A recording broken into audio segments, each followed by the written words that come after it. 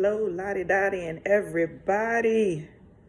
Wanted to continue on with just really having transparent and honest talks to people just about life, and have been sharing just about divorce. And I think I know ever since I was small, I've always just been very just honest. Now, I don't believe in brutal honesty, because you can be honest and speak your truth, but you don't have to be brutal to people. But I just really think, and I'm coming from the sphere of space where I've grown up in church and had,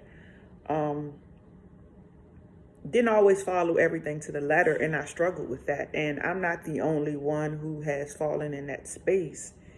And for me, even growing up, it was the impression that everybody was blameless. Nobody had scars, and that's just not true. But I think it gives people a false reality that this walk of life, this journey in life, isn't messy. It gets messy at times. And I'm not saying ever to people to intentionally do X, Y, and Z. That's just not my job to do. However, sometimes we do X, Y, and Z, and it doesn't align with our morals, our faith, or whatever it is, right? And that's just life. But how do you bounce back from that? How do we encourage people to live their best lives that's reflective of them, but still understanding their humanity, doing their walk and walking alongside of them and showing people grace? And yet again, this is not a green light to say, hey, go live whatever you want to do. I mean, that's a personal choice. People do what they want to do. But I just always try to bring a level of honesty and also a level of realism embedded in hope. Because I have had many, many, many, many experiences. I would be a lying one if I didn't sit here and say I knew what the word of God said in many instances, but I made a conscious decision to do something different. That's just the reality of it, right? For whatever reason that I made it.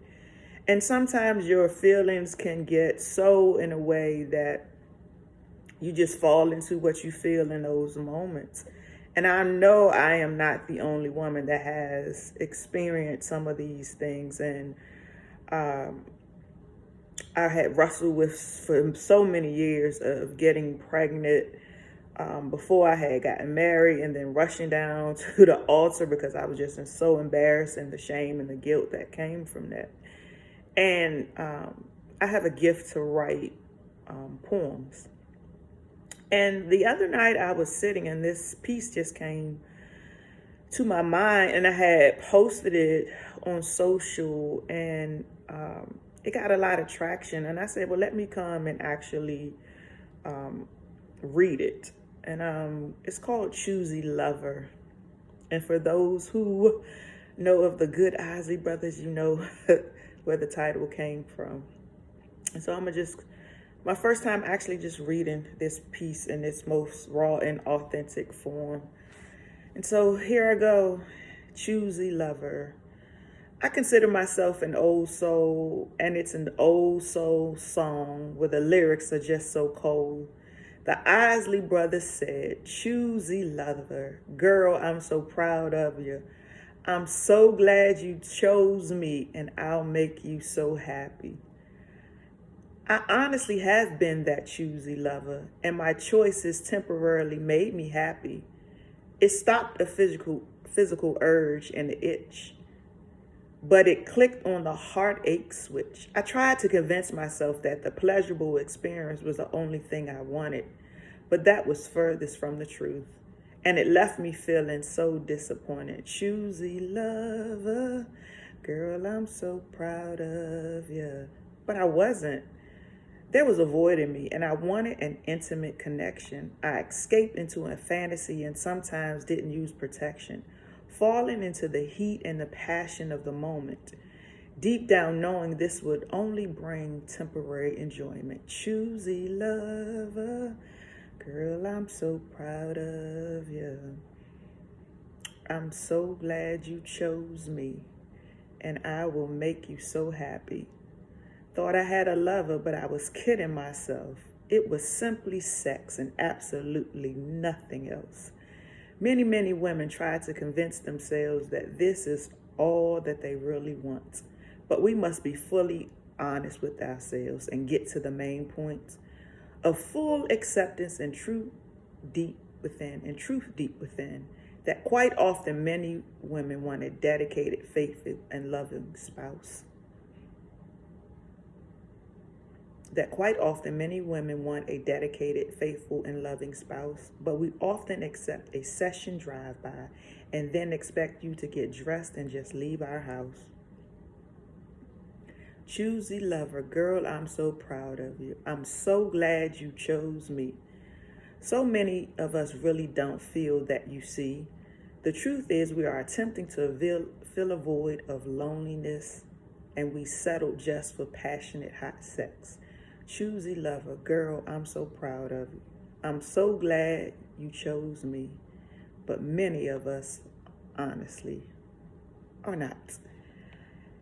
That's the first time I've recited that piece. I will definitely keep working on it. That is it in its most raw state. But I think the words of it will resonate with you if you're really honest about it.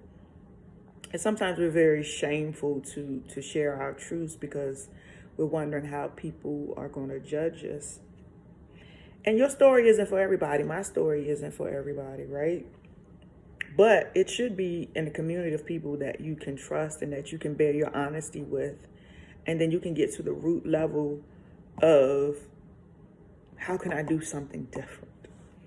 And I had to get to a place several times where I said, I need to do something different. Because guess what? The truth is, you'll cycle back into things time and time again in this journey of life, right? Some stuff we may never cycle back into, but some things we may cycle back into at certain periods of our lives, right? But it's understanding that say, hey, if you've cycled back into what this piece is talk about, for example, being a choosy lover, and you realize like, this is not what I really want.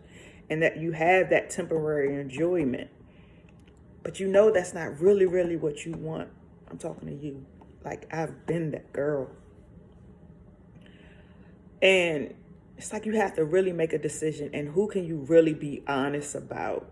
To say, hey, I done messed up and did this again, no matter what it is. And I think that is just the beauty of us growing and evolving. And then putting some things in place so that we can make a conscious decision to do something different. In a perfect world, we would get everything right every single time. But that's just not humanity. It just isn't. And yet again, this isn't a red light to say, do whatever you want to do. But what I do know, that we cycle in and out of different seasons of our life, some productive and some not. But we got to be honest with that. We got to be honest with ourselves in the inside. And if it doesn't sit well with you, a lot of times, let me speak for myself. I've done things, been in situations, and it didn't sit well with me. And yes, it gives you temporary pleasure in that moment, but it's like, got to be more than this. And then it's the false illusion that you attempt to give to yourself, like, oh, I'm cool with this. And for me, as this poem was talking about, it's like there were seasons where I wasn't cool with that. I just wasn't. I wanted something different, but it filled a void during that moment in time. And so there are many of us, women in church, outside of church, who've went through that route of the choosy lover, as that piece has been talking about. And I hope that something that you may have heard in that poem or something that I've said, and that's just my only mission, to allow people just to starting to think and to ponder and to be really honest with themselves.